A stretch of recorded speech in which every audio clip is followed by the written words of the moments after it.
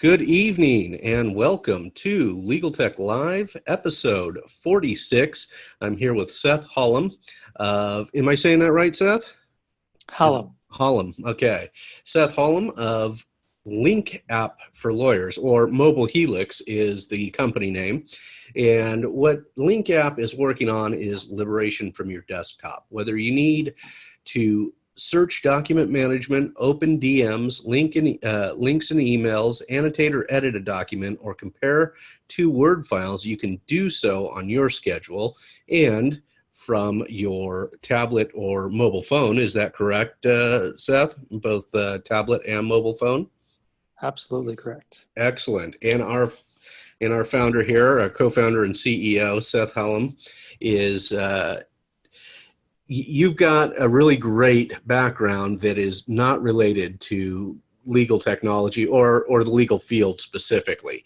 So a little bit about you from your bio on the website. You've got an academic and professional experience in software architecture, development, and security. While at Stanford, you became a co-founder and CEO of Coverity. Is that right? Coverity. Yes. Inc., leader in advanced software development testing. Seth served as Coverity CEO from 2002 to 2010, during which time the company grew to over 150 employees and 1,000 customers worldwide. Coverity was acquired by Synopsys for $375 million in February of 2014. So, Seth, you are one of our guests early on who has also had a fairly successful exit.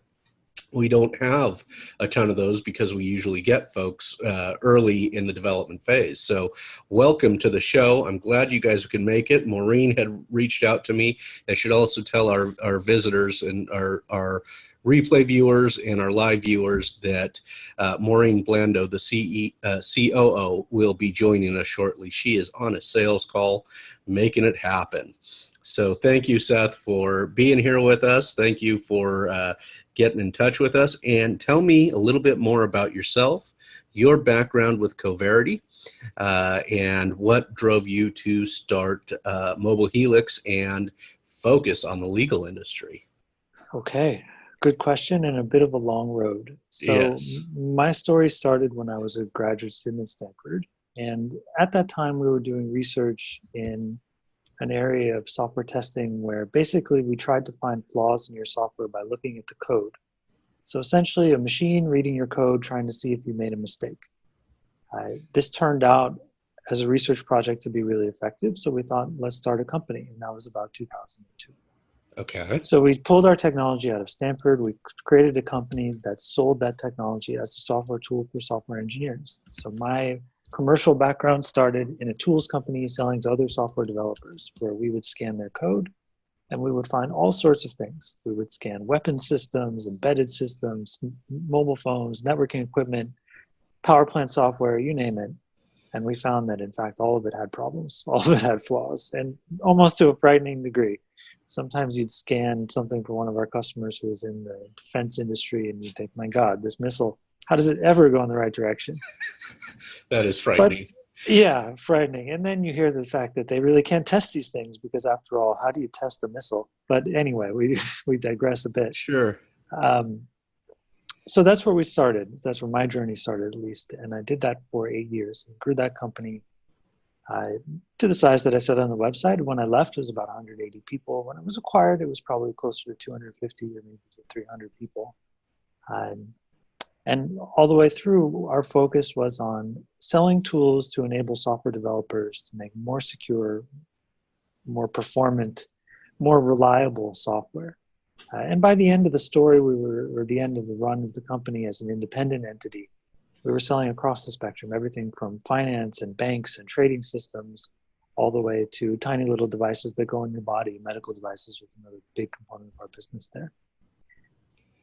So how did I get from there to here is the question. Legal. Yeah, what took you from there and a fairly successful company with which I'm imagining, and you don't have to report, but the company sold for a sizable amount, and I'm imagining that's a considerable exit for you as well when it sold. are Yes. successful at, which, and I'm kind of reiterating here because we've got a couple of lawyers, Colin Levy and Mitch Jackson, watching us live in the Facebook group, that this is we've had one other guest who grew a company in legal tech and exited, but this is our first who's coming to legal tech from a different industry, but with a successful exit from that industry. So that's fantastic. So then tell us how you went from that, boy, I should jump into the legal sector and make an application and change legal technology. Sure. Good question. So one of the things that happened at that company increasingly over time, well, I would say two things that happened at Coverity. This is around 2010 when I was near the end of my time there. One thing is that increasingly our customers there were talking about mobile. And that just planted the idea in my head that mobile was a big problem, mobile was an interesting space, and mobile was changing a lot. The mobile phone providers and infrastructure providers were actually our first set of customers in early 2003, 2004. But by 2010, people were talking more and more about the apps they were building and what we could do to help them with those apps. The second thing that you realize when you get into the security industry, as we did there, is that security is a massive problem. Code level security is in of itself a massive problem, and that's what we were focused on at Coverity, and we didn't even solve the entire thing. We made life better, but we certainly didn't fix security for code. Right.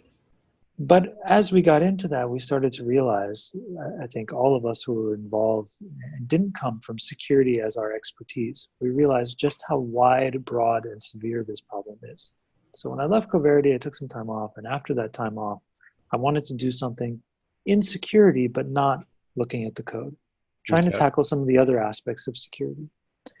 So the first place that we looked when we started Mobile Helix was just trying to see, well, how can we enable secure access to enterprise systems in general? We had sold increasingly to companies that built vast amounts of in-house software. And we thought, oh, that's going to go mobile someday. How can we be a part of that? We started looking there, and through really a few years of trying to build and sell that product, we realized that actually there's a much more interesting niche, and that niche is what drove us to legal.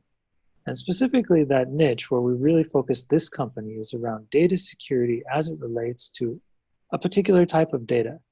If I were to talk about data security broadly, I could say, well, one aspect of data security is application related, payment systems, online banking, all of those things.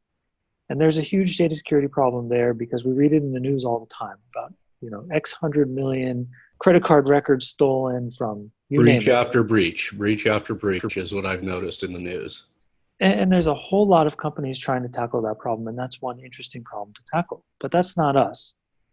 Where we focused is on the other side of it, which is any kind of professional organization that has intellectual property within it is constantly communicating in sensitive data. And to me, this is much more of an open frontier. People are sending emails, sharing documents, collaborating on documents all the time with little to no protection for that data. So we took that angle towards data security, and we quickly realized that we needed to find a good industry where they handle a lot of sensitive documents, they care about security, and there are external forces driving them to care about security, and legal really fits the bill. They have a ton of documents. And to add that to that, Mitch Jackson, a lawyer out of California, says the security aspect, and I'm sorry, I'm reading from my other screen. The security aspect of all this would drive me crazy. Impressive that Seth took this on. So, so he's giving you a thumbs up for taking this on. So, well, appreciate it. It's a difficult challenge in the big picture, but we try to take it a piece at a time. So in the big picture, you think, well, attorneys have documents, they want to share them with clients. The second you attach that document to an email and you send it to your client, you've done something that can be incredibly insecure. You've sent it out on email unencrypted, first of all, and there are plenty of people sitting out there intercepting your emails. Also, whatever kind of document management system you've got that you might have locked down in so many different ways, well, the document's not in that system anymore.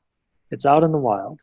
And I received that document, and I'm not all that careful, and I mistype an email address, or I print it out and I leave it on the printer, and there's a million ways that suddenly that document can be stolen, when the data contained in it might be incredibly sensitive. So that's really where we're focused as a company. How do we solve that problem? Now, we'd like to solve all aspects of that problem, but you can't start a startup that way. Mm-hmm. So we looked for one of the loopholes in the systems people have today.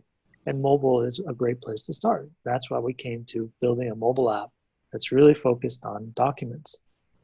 And this is where we bring in our unique perspective on the right way to do security. And well, I don't know if it's unique, but it's certainly our perspective. Mm-hmm. Our perspective is the right way to do security is to make the secure thing the easiest thing to do. And as much as possible to take decisions about security out of the hands of end users, because they're not in a position to make those decisions with all of the information. And instead put those decisions in the hands of somebody who can set policies for the firm that make good sense globally, knowing all of the types of client interactions that you have, all the types of data that you deal with. So our app is really all about that. We've built a lot of workflows into our app to make it really easy to get documents and work with them. You can annotate them, you can email them, you can share them. You can upload them into iManage if they come to your email. But we do all of that in a way that is secured end to end. And we have a lot of features that we've built in to try to make sure that you make good decisions with those documents, like putting them into DMS, your document management system, when you should, not sharing them with people that you shouldn't, and certainly making sure that you don't leak those documents to untrusted services like Box or Dropbox or just to your local iOS file system, where all those protections that IT might have devised to try to keep your data safe are gone. Yeah, That's and what our app's all I about. have to apologize to viewers, and it looks like Maureen has joined us. So, Maureen, you can come on camera anytime you want, unless you don't want to be on camera. Let me know that. There she is. She is on.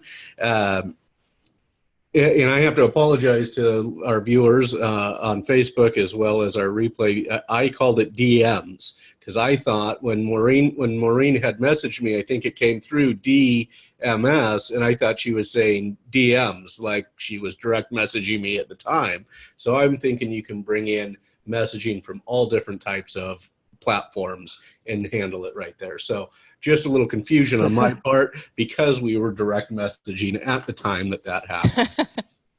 Well, certainly bringing more and more messaging into our app is part of our goal over the long term. But for now, we're really focused on email and files as our starting point to try to make it so that you can do everything you need to do while keeping them safe at all times. Excellent. Excellent. And so tell us how is this a good time for us to go into maybe a demo for Maureen? How long is the demo, Maureen? I would just show you a little bit of it. So 5 or 10 minutes, whatever. Does that work for you? I think that's good. We got a couple of lawyers watching live right now, so maybe, okay. and a couple of them who really believe in legal tech and mobile. So let's Perfect. show them what we can do. Let me show you a few things, and if that's enough, just let me know. I'm going to share, just so you'll know. Yeah, that's fine. You should be able to as a panelist. Host disabled participant screen sharing. So you may have to give me something. I'll try it again. I'm going to make you a host right now. Okay. I just got off of a Zoom session with Sydney, Australia, so this is all right. Kind of the way things go all the time. It's looking good. I'm not quite there yet, but it's looking like it's working. Excellent. Okay. Do you? Aha. So are you seeing the home screen of what might look like an app? I am not. Is anybody else? Okay, we'll try it again. Seth, are you seeing it? I am seeing it. Interesting. It could be my setting. Yes, I got it now. So Seth, you see this, and now do you see the home screen of the LINKApp? Yes, I do. Very good. So I'm just going to, there are some neat security features I could show you. I think Seth talked a bit about security. Just to make it a little more interesting, let me just start with things that lawyers do. So I'm not sure about your lawyers who are watching right now, but in the legal business, document management, which is a kind of enterprise content management that does a lot of version control, etc. There are two big firms, iManage, which is that first icon that you see with the M, and NetDocuments. So iManage traditionally was on-prem, and NetDocuments has always been in the cloud. I'm going to tap on the iManage tile. And here you see our top level, like our directory for iManage. Mm-hmm. And I will, so are you, Nick, are you yourself familiar with iManage? Have you heard of it? I have heard of iManage. I don't use it as I don't have to practice. That's right. Okay. So I'm going to tap on document work list. This means the work list that lawyers use a lot. Okay. And this will get me into my, so these are the docs that I've been using, and I will tap on the first one. This is a PDF of a case. And so what you see first is that we have a very nice document viewer, very high fidelity.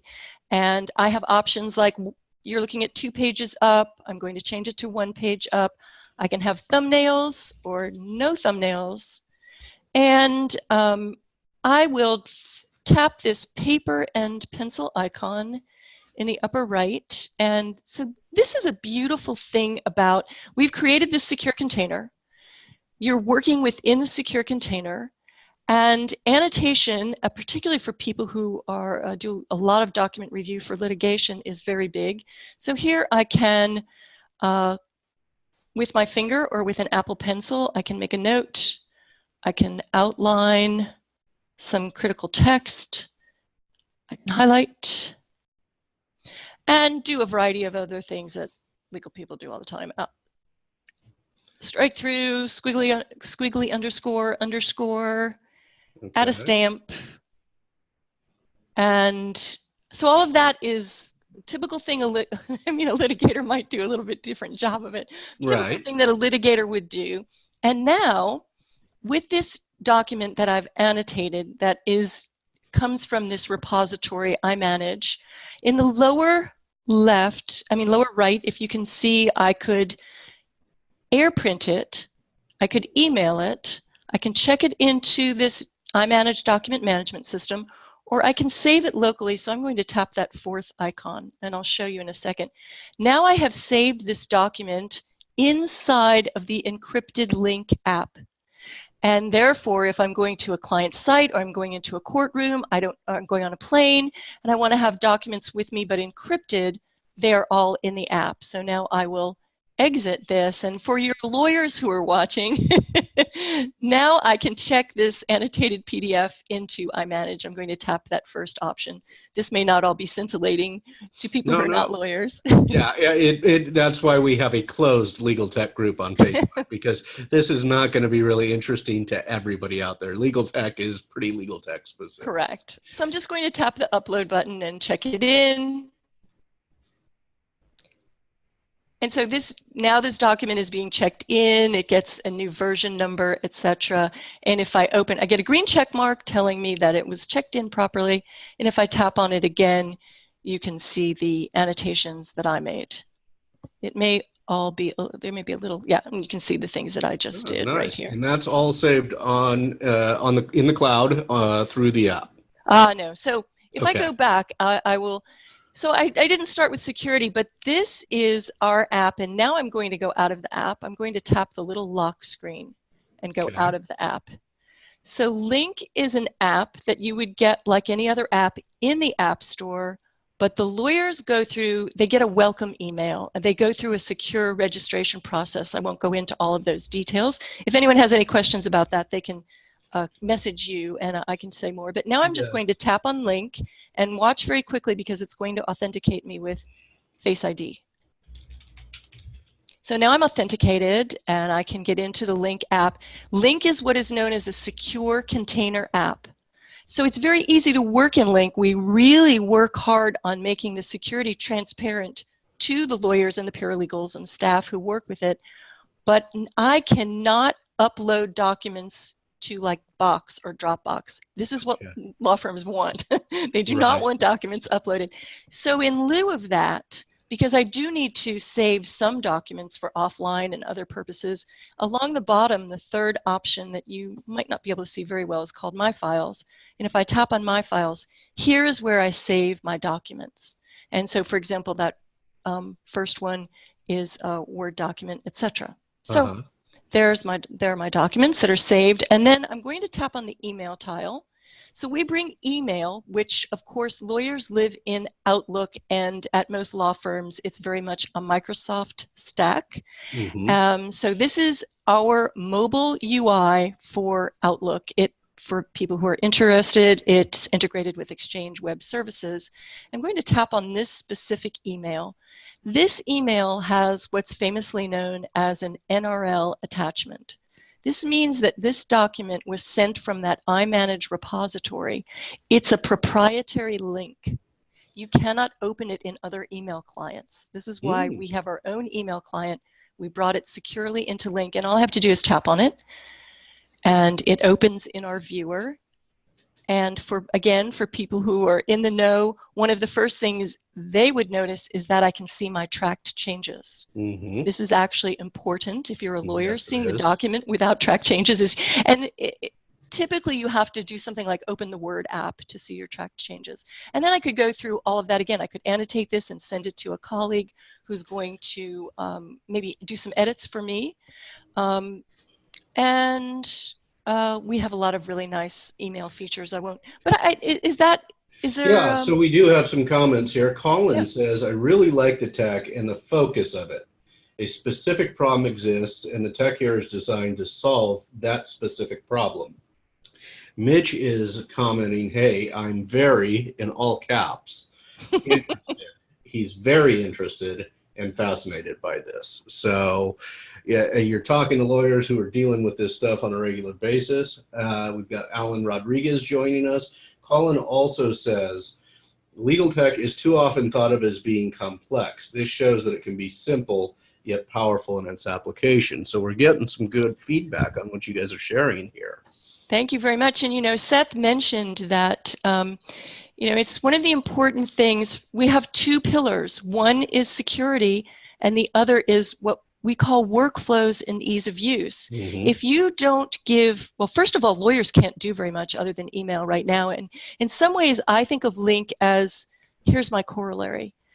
I don't know if you used a Crackberry. Did you use a BlackBerry? I did not. Nope. I went straight to the iPhone as my first smartphone. Well, a lot of lawyers who've been doing it for a while, law firms were very focused on BlackBerry because of the security of BlackBerry. Right. And if you did use a BlackBerry, you remember that kind of the thrill, oh my gosh, I don't have to be in my office now. I can read my emails and reply to my emails.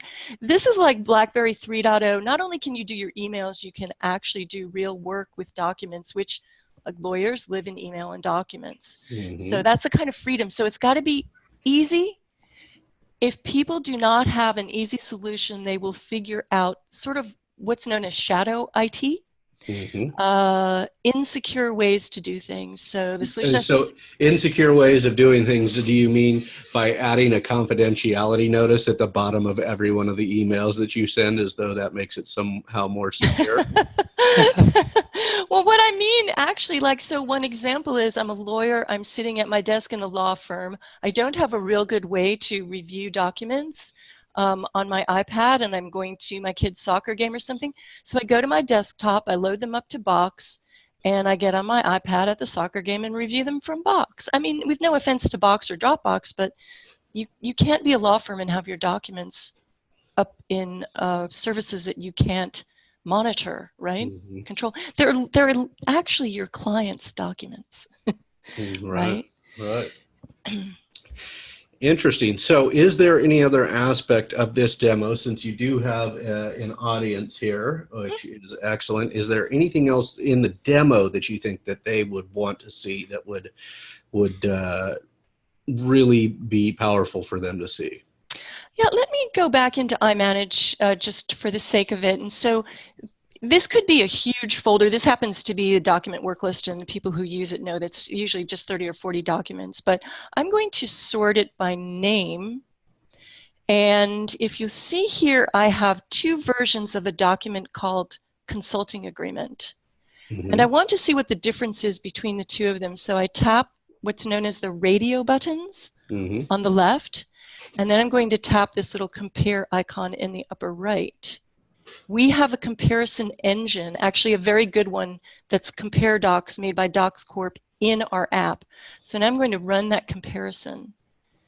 And this is, again, a thing that lawyers do quite a lot. I'm going to put it in one page up. The first page is a comparison summary. So it shows all of the inserts and the deletes and the updates and the moves summarized. If I go to the second page, then it shows me my so-called tracked changes, the difference in the document itself. Mm-hmm. And to get into the real nitty-gritty, maybe, I'll go back, maybe the lawyer considers the other document, not the top document is 35868.1, to be the modified. So I just tap my reverse button and run the comparison again, and now I get the reverse comparison. This is an issue we ran into with lawyers. Your software will never know which way they want to be original or modified. So doing the comparison and the annotation, the emailing, and the saving to your document management system all within one app is pretty much of a big deal. Mm-hmm. And then I will go back and just show you for ease, the sake of it, this second agreement and plan of merger. I'll just open it so people have a little bit of an idea what it looks like. And then I tap this ellipsis menu, and this ellipsis menu gives me the ability to email it. And I can email a copy of it, which means email the Word app, or email a link, which means email that famous NRL or NetDocuments link. And I will tap email a link. I could have emailed a PDF as well. So this pre-populates an email for me, and I'll put in an account here. And just and you'll note that this is that type of document, agreement and plan of merger rev b.nrl. Mm-hmm. But if I change my mind and I go, this person actually is going to want the original, I just tap, now it's docx, and I tap the paper and pencil, the paper airplane and send it. Excellent. Okay. And then just for people to know, Link is a secure container for a browser that's very much like Safari. So in law firms typically have something known as a portal, what you might call an intranet, but it's a beautiful branded thing, and you can get to, all of your vacation stuff and your directory and everything. And we also help law firms to mobilize anything that's a web resource. This is an example of a portal.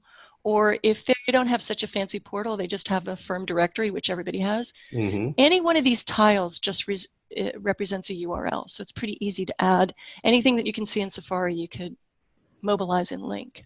Excellent. Excellent. Let me see if there are any questions from our viewers tonight. I see Alan Rodriguez, Mitch Jackson, and Colin Levy appear to be here.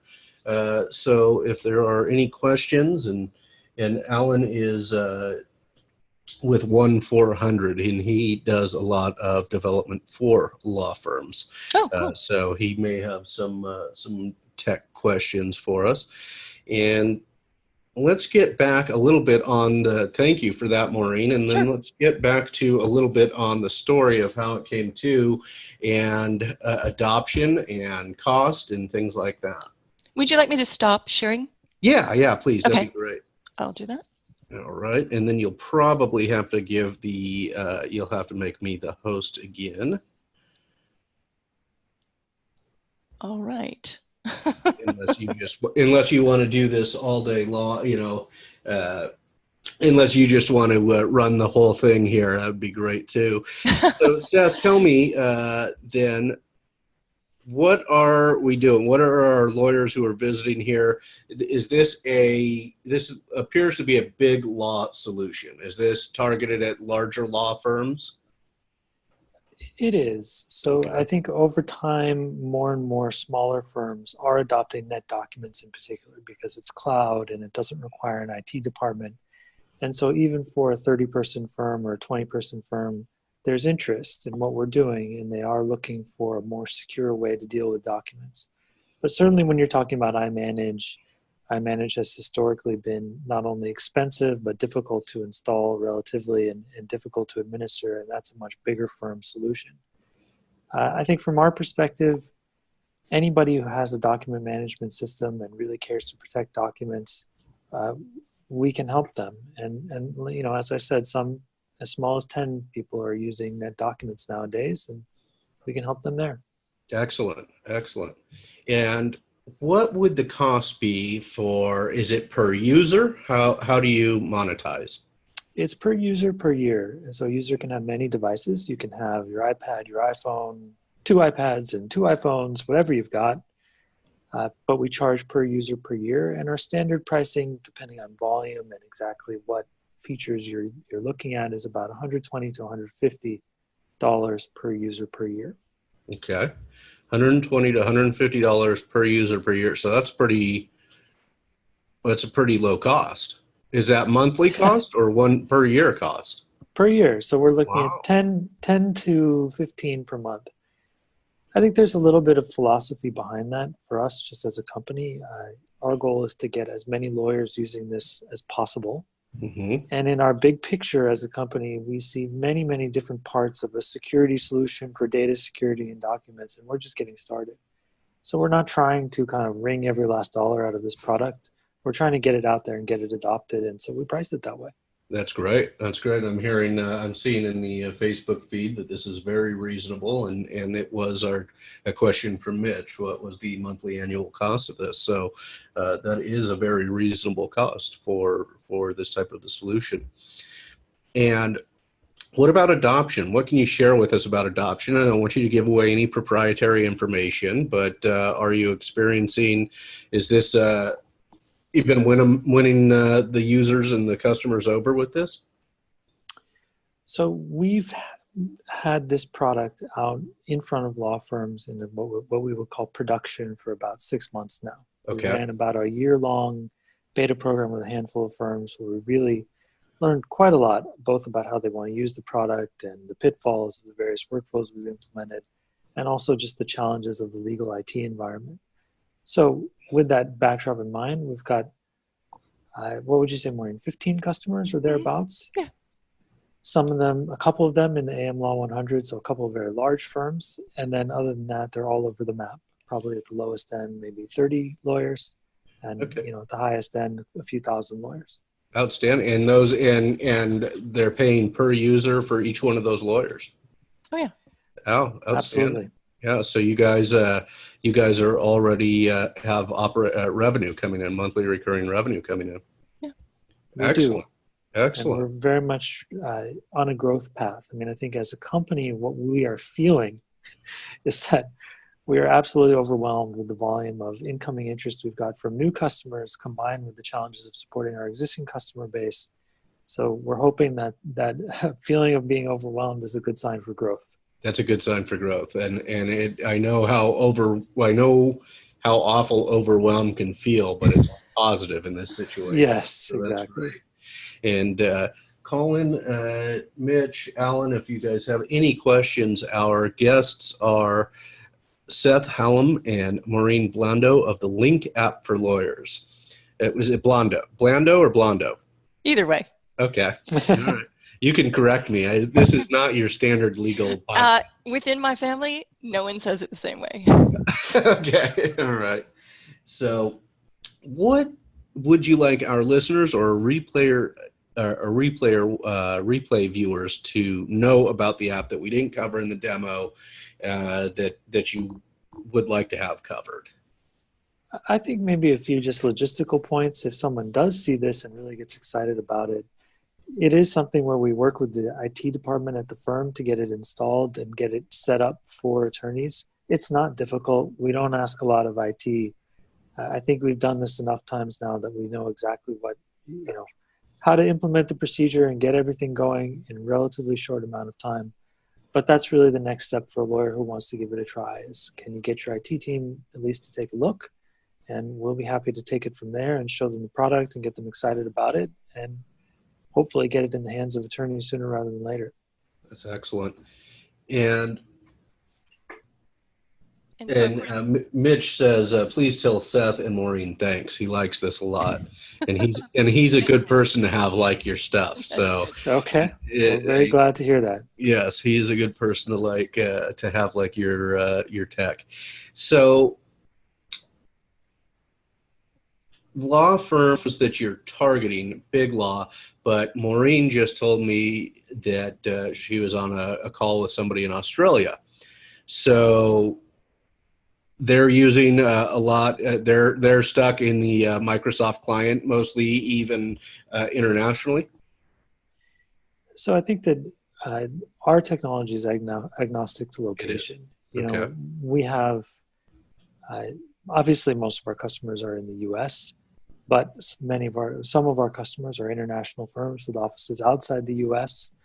And we've dealt with and are talking to people everywhere from the Netherlands to Australia.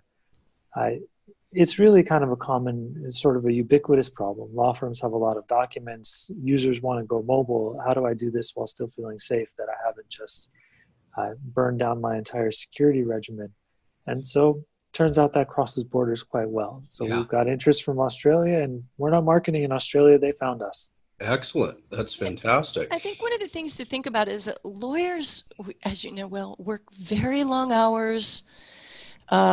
You know, some law firms, lawyers don't even have notebook PCs.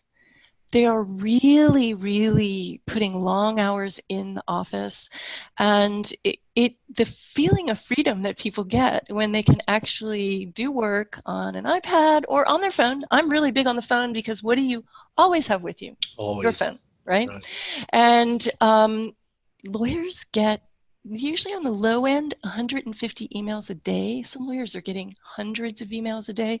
I didn't go into it all, but we also have some really nice what's known as email management, predictive filing, things that make it very easy to get your email, because your email is also supposed to go into this DMS system, right? I mean, it's all important. So ways to find your email quickly, file it all, and you can just do that on your phone when you, I mean, do you love filing your email? No. No. I don't like receiving my email. Exactly. So this just makes life easier. Time is what we're all our most precious resource, Yes, right? So that's this for gives sure. people the ability to do mundane things like manage their email wherever they are. Excellent. And Alan does, he asks a good question, one I had planned to ask but forgot. Any integrations with other platforms planned? Absolutely. We're a small company and we move it as fast as we can. Right. But we are planning to go to Android very, very soon. Okay. And then we actually plan to move to Mac and Windows as well. We have customers who will say to us, you know, there are the Windows desktops that I give to my lawyers or Windows laptops. And then there's the things they buy at whatever their favorite store is, Amazon, Best Buy, you name it, and they want to use those too. And this would be a great way for me to let them use whatever they want. So we intend to support pretty much every platform you might have, but it'll take us a little bit of time to get there. Take some time to get there, sure. And Mobile Helix versus LINKApp for lawyers. So LINKApp is your first product. Is that the plan? Is that how I'm supposed? Mobile Helix is the company and LINKApp is the first product? That is exactly correct. Okay. Now, Mobile Helix, I can't promise you that name will last. You know, we created that name long before we were selling to lawyers and really honestly before we knew what we were going to do as a company. So the name somewhat predates our vision for the company, our ideas about what we're going to build, and we may change it. But I think Link is a really good, simple way to encapsulate what we do. Right. We make that link between you wherever you are and the work you want to get done, and we make it easy. Excellent. And we're up at about we're about 40 minutes in. Any last minute comments that we didn't cover, that I didn't cover? And again, forgive me.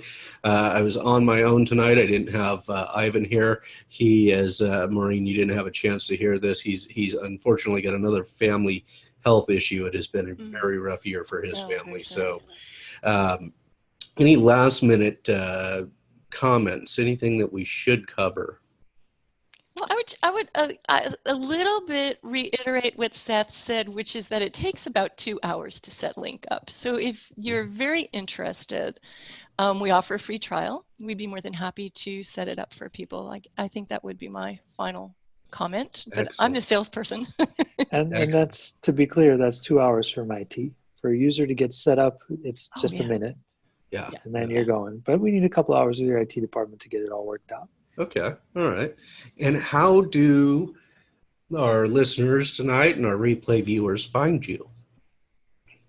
Either of you. Maureen? Both. Maureen, Yeah, why don't okay. you take So that one? our website is mobile, M-O-B-I-L-E, Helix, HELIX.com.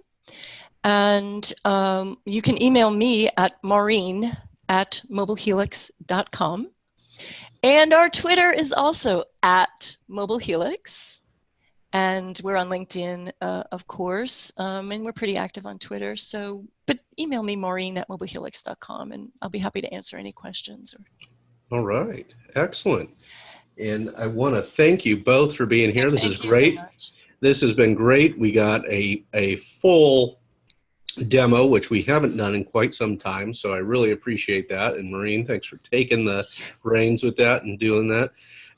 Seth and Maureen, Seth Hallem and Maureen Blando, they are the CEO and COO, respectively, of mobilehelix.com. I'm Nick Rishwain. This has been episode 46 of Legal Tech Live, and we will be with you next week for episode 47. We'll be having Athena Fan on the show. And you two don't disappear too quick after I end recording, because I'll have a couple of follow-up comments for you. But thank you both for being on the show, and let me make sure that I am actually still the host here, because I'm not sure that I am. Maureen, you may, I am. I've got it, Maureen. Thank you. And thank you so much. You guys have been great guests, and I really appreciate you being here tonight. Thank you. Thank you. Thanks. Thank you, everybody, for viewing. Talk to you soon.